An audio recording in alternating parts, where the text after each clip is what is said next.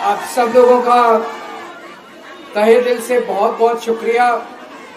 इतनी तपती धूप के अंदर इतनी देर से इतनी बड़ी संख्या में आप लोग मेरा इंतजार कर रहे हैं। मैं आपका तहे दिल से बहुत बहुत शुक्रिया अदा करना चाहता हूं। जितने लोग इस वक्त टीवी में देख रहे हैं उन सब दर्शकों का भी मैं तहे दिल से शुक्रिया अदा करना चाहता हूं। सबको मेरा नमस्कार, सबको मेरा प्रणाम। दोस्तों, सीधा जेल से मैं आप लोगों के बीच में आ रहा हूं। आपके बीच में आके बहुत अच्छा लग रहा है। 50 दिन के बाद अभी मैं, मेरी पत्नी भगवंत मान साहब, हम लोग कनॉट प्लेस में हनुमान मंदिर में गए थे। हनुमान जी का आशीर्वाद लिया, उनके दर्शन किए। फिर शिव जी के मंदिर गए, शनि जी महाराज के पास गए, उनका सबका आशीर्वाद लिया। बजरंगबली की खूब कृपा है हमारे ऊपर, हमारी पार्टी के ऊपर, देशवासियों के ऊपर। उन्हीं की कृपा से आज अचानक मैं आप लोगों के बीच में हूं। नहीं तो किसी को उम्मीद नहीं थी कि चुनाव के बीच में मैं जेल से बाहर आ जाऊंगा, लेकिन ऊपर बजरंगबली की कृपा है, हनुमान जी की कृपा है हम लोगों के ऊपर, और चमत्कार हुआ और आज मैं आप लोगों के बीच में हूं। दोस्तों, हमारी आम आदमी पार्टी एक छोटी सी पार्टी है, 2 राज्यों के अंदर है, अभी 10 साल पुरानी पार्टी है। हमारी पार्टी को कुचलने में, खत्म करने में प्रधानमंत्री जी ने कोई कसर नहीं छोड़ी। एक साथ हमारी पार्टी के 4 टॉप के नेता जेल भेज दिए एक साथ। अरविंद केजरीवाल, मनीष सिसोदिया, संजय सिंह, सत्येंद्र जैन। बड़ी बड़ी पार्टियों के अगर 4 टॉप के नेता जेल चले जाएं, पार्टी खत्म हो जाती है। आम आदमी पार्टी के 4 टॉप के नेता इन्होंने जेल भेज दिया। उन्होंने सोचा कि पार्टी खत्म हो जाएगी, लेकिन ये पार्टी नहीं है, ये एक सोच है। जितना ये खत्म करना चाहते हैं उतना ये बढ़ती जाती है, उतना ये बढ़ती जाती है। ये क्रश करना चाहते हैं प्रधानमंत्री जी आम आदमी पार्टी को।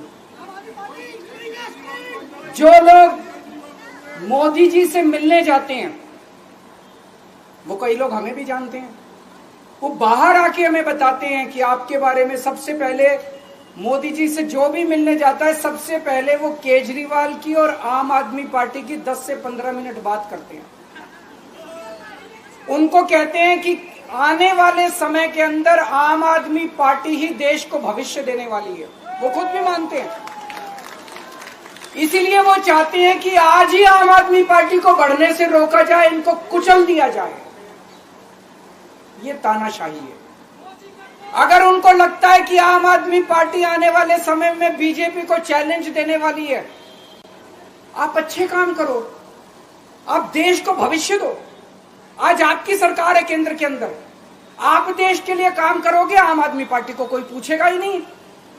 लेकिन आप कुछ काम नहीं करो और आम आदमी पार्टी को कुचल दो, ये जनतंत्र नहीं है, ये इस देश की जनता पसंद नहीं करती। इन्होंने आम आदमी पार्टी को कुचलने में कोई कसर नहीं छोड़ी। छोटे से लोग हैं हम लोग, छोटी सी पार्टी है। 75 साल के अंदर इस कदर किसी पार्टी को और उसके नेताओं को प्रताड़ित नहीं किया गया जिस तरह से प्रधानमंत्री मोदी जी ने आम आदमी पार्टी को प्रताड़ित करने की कोशिश की है। मेरे को इन्होंने जेल भेज दिया। प्रधानमंत्री जी कह रहे हैं मैं भ्रष्टाचार से लड़ रहा हूं। देश के सबसे बड़े चोर, उचक्के और डकैतों को उन्होंने अपनी पार्टी में शामिल कर लिया।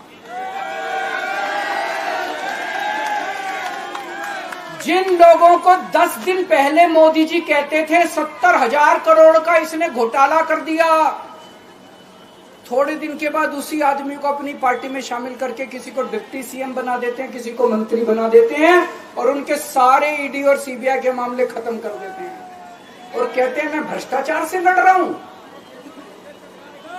मैं मोदी जी को कहना चाहता हूं, भ्रष्टाचार से अगर लड़ाई लड़नी है तो केजरीवाल से सीखो। प्रधानमंत्री जी, भ्रष्टाचार के खिलाफ लड़ाई केजरीवाल ने लड़ी है। 2015 में जब दिल्ली में हमारी सरकार बनी थी, हमारे एक मंत्री का एक ऑडियो मेरे पास किसी ने व्हाट्सएप कर दिया। उस ऑडियो में मेरा मंत्री किसी दुकान वाले से 5 लाख रुपए मांग रहा था। किसी मीडिया वाले को नहीं पता था, विपक्ष को नहीं पता था। आप लोगों को याद होगा, मैंने अपने खुद मंत्री को सीबीआई के हवाले कर दिया, जेल भेज दिया था अपने मंत्री को। ये होती है भ्रष्टाचार के खिलाफ लड़ाई। पंजाब के अंदर मेरा एक मंत्री भ्रष्टाचार में, मेरे को पता चला कि वो पैसे मांग रहा है। वहां पे मान साहब ने उसको, किसी को भी, विपक्ष को नहीं पता था, मीडिया को नहीं पता था, हमने अपने मंत्री को उठा के जेल में भेज दिया। तुम देश के सारे चोर उचक्के डकैतों को अपनी पार्टी में शामिल कर लो और केजरीवाल को जेल भेज दो और कहो मैं भ्रष्टाचार के खिलाफ लड़ रहा हूं। तो आप भ्रष्टाचार के खिलाफ नहीं लड़ रहे प्रधानमंत्री जी। आप देशवासियों को बेवकूफ मत समझो। देश बच्चे बच्चे की जुबान के ऊपर हो रहा है कि सारे चोर चक्कों को अपनी पार्टी में शामिल करके और ईडी और सीबीआई के सारे केस उनके रफा दफा कर दो। केजरीवाल को क्यों गिरफ्तार किया? केजरीवाल को गिरफ्तार करके उन्होंने एक मैसेज दिया है सारे देश को कि अगर मैं केजरीवाल को गिरफ्तार कर सकता हूं तो किसी को भी गिरफ्तार कर सकता हूं। कोई केस नहीं होगा, कोई मामला नहीं होगा, तब भी मैं तुमको गिरफ्तार कर सकता हूं।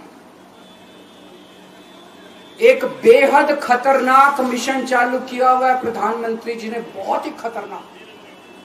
देशवासियों को यह समझने की, अब जब मैं बोलने जा रहा हूं, समझने की जरूरत है।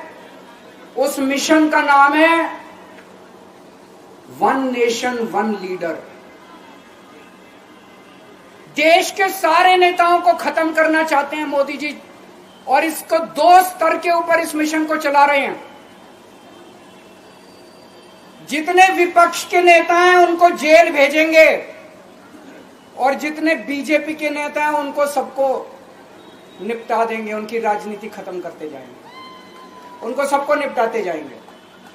विपक्ष के अंदर आज इन्होंने मनीष सिसोदिया को जेल भेज दिया, संजय सिंह को जेल भेज दिया, सत्येंद्र जैन को जेल भेज दिया, केजरीवाल को जेल भेज दिया, हेमंत सोरेन को जेल भेज दिया, ममता दीदी के कई मंत्रियों को जेल भेज दिया, स्टालिन के कई मंत्रियों को जेल भेज दिया, केरला के सीएम के पीछे पड़े हैं।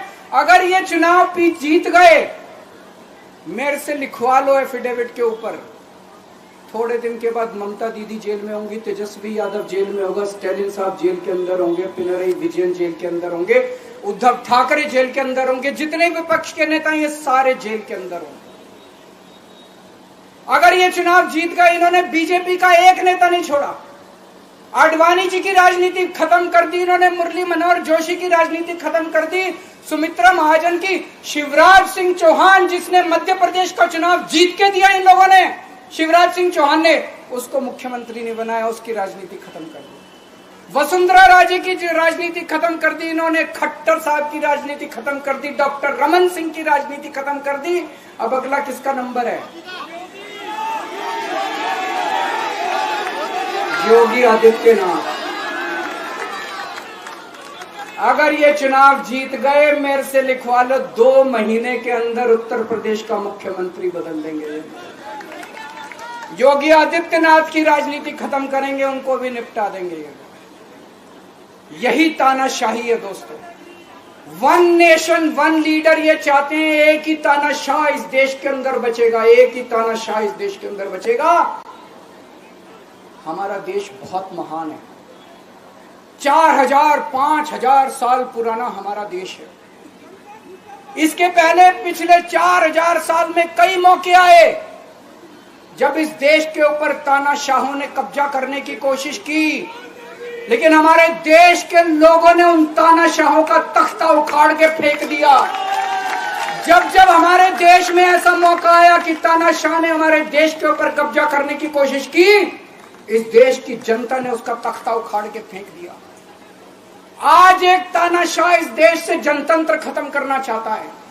आज एक तानाशाह इस देश से लोकशाही खत्म करना चाहता है। मैं पूरे तन मन धन से लड़ रहा हूं, संघर्ष कर रहा हूं उस तानाशाह के खिलाफ। 140 करोड़ लोगों का साथ चाहता हूं मैं। मेरे अकेले के करने से नहीं होगा। 140 आज मैं आप लोगों से भीख मांगने के लिए आया हूं। 140 करोड़ लोगों से 140 करोड़ लोगों से भीख मांगने के लिए आया हूं। मेरे देश को बचा लो, मेरे भारतवर्ष को बचा लो, मेरा भारत रत्न। इस तानाशाही से बचा लो मेरे दोस्त, मेरे देश को।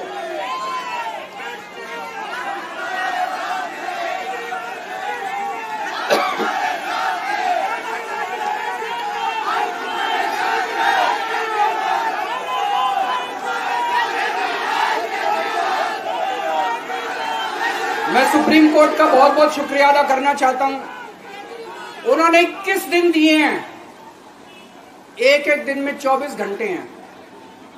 मैं एक दिन में 24 में से 36 घंटे काम करूंगा। पूरे देश भर में घूमूंगा इस तानाशाही को रोकने के लिए। दोस्तों, जितनी मेरे अंदर ताकत है, मेरा सब कुछ कुर्बान है देश के लिए। मेरा तन मन धन सब कुछ कुर्बान है मेरे देश के लिए। मेरे खून का एक एक कतरा मेरे देश के लिए, मेरे शरीर का एक एक कतरा, मेरी जिंदगी का एक एक पल मेरे देश के लिए। मेरे देश को बचाने के लिए मैं पूरे देश में जाऊंगा। दोस्तों, अब एक बहुत महत्वपूर्ण बात करने जा रहा हूं, उसको ध्यान से सुनना। ये लोग इंडिया गठबंधन से पूछते हैं आपका प्रधानमंत्री कौन होगा। मैं बीजेपी से पूछता हूं आपका प्रधानमंत्री कौन होगा। आप लोग सोच रहे होंगे केजरीवाल क्या बात कर रहा है, मोदी जी होंगे। नहीं, मोदी जी अगले साल 17 सितंबर को 75 साल के हो रहे हैं। बीजेपी के अंदर मोदी जी ने 2014 में मोदी जी ने खुद ने रूल बनाया था कि बीजेपी के अंदर जो भी 75 साल का होगा उसको रिटायर कर दिया जाएगा। सबसे पहले आडवाणी जी को रिटायर किया गया, उसके बाद मुरली मनोहर जोशी जी को रिटायर किया गया, फिर सुमित्रा महाजन को रिटायर किया गया, फिर यशवंत सिन्हा को रिटायर किया गया। अब मोदी जी अगले साल 17 सितंबर को रिटायर होने वाले हैं। तो मैं बीजेपी से पूछना चाहता हूं आपका प्रधानमंत्री का दावेदार कौन है। दोस्तों, अगले साल 17 सितंबर तक अगर इनकी सरकार बनी, तो उस पर भी आऊंगा मैं। अगर इनकी सरकार बनी तो पहले अगले 2 महीने में योगी जी को निपटाएंगे ये, और उसके बाद मोदी जी के सबसे खास अमित शाह को ये प्रधानमंत्री बनाएंगे। तो मैं लोगों को, देश के लोगों को आगाह करना चाहता हूं, मोदी जी अपने लिए वोट नहीं मांग रहे। मोदी जी अमित शाह को प्रधानमंत्री बनाने के लिए वोट मांग रहे हैं। मैं पूछना चाहता हूं मोदी जी से और अमित शाह जी से, ये मोदी की गारंटी पूरी कौन करेगा? क्या अमित शाह मोदी की गारंटी पूरी करेंगे? जब आप अगर जो वैसे तो मेरे को लगता है मैं भी आऊंगा उसके ऊपर, मुझे नहीं लगता इनकी सरकार बन रही है, लेकिन जो बीजेपी को वोट देने जाएं वो ये सोच के जाना कि आप मोदी जी के नाम पे वोट नहीं दे रहे, आप अमित शाह के नाम पे वोट दे रहे।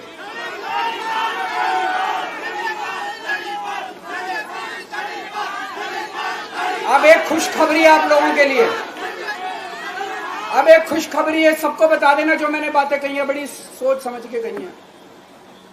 वहां बैठ के यही सोच रहा था 50 दिन से।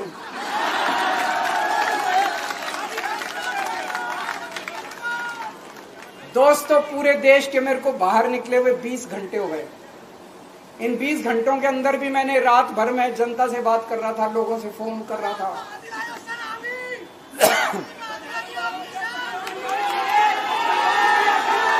क्या बोल रहे? रात को आंधी आई थी।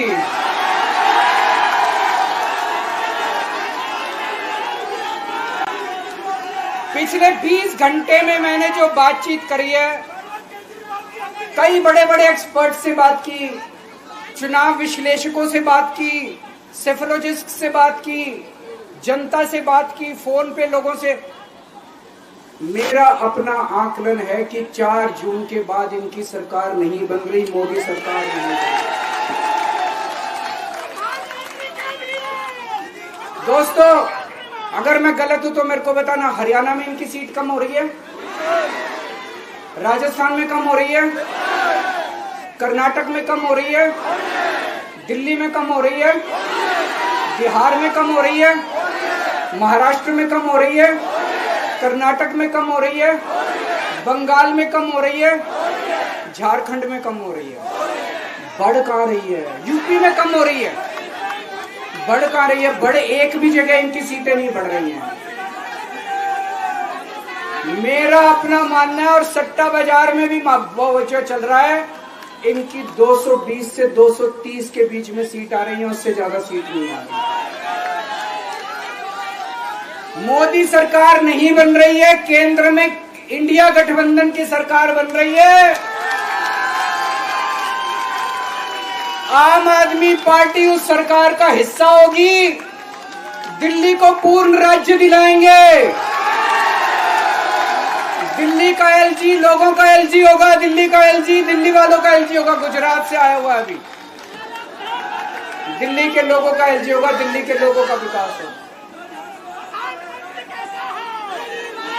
एक और पॉइंट है, जब मैं जेल के अंदर था तो कुछ लोगों ने यह मुद्दा उठाया, केजरीवाल सीएम पद से इस्तीफा क्यों नहीं देता। दोस्तों, केजरीवाल को कभी किसी पद का लालच नहीं हुआ। मैं आप मंत्री, मुख्यमंत्री, प्रधानमंत्री ये सब बनने नहीं आया। इनकम टैक्स में कमिश्नर की नौकरी करता था।